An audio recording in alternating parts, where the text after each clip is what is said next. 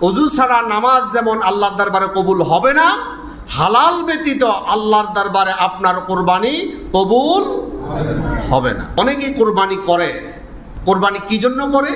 তার নিয়ত থাকে এমন যে আমি প্রতি বছর কোরবানি করে আসছি, এই বছর যদি কোরবানি না করি মানুষে কি বলবে।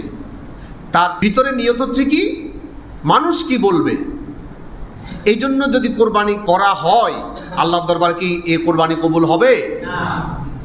আরও কিছু চিন্তায় আমাদেরকে অসুস্থ করে তোলে, যেমন আমার সন্তানগুলো আমার কোরবানির দৃশ্য না দেখে অপরের কোরবানির দৃশ্য দেখবে, এটা কি আমার কাছে ভালো লাগে? এই জন্য সন্তানের মুখে হাসি ফোটানোর জন্য অনেকে কোরবানি দিয়ে থাকে।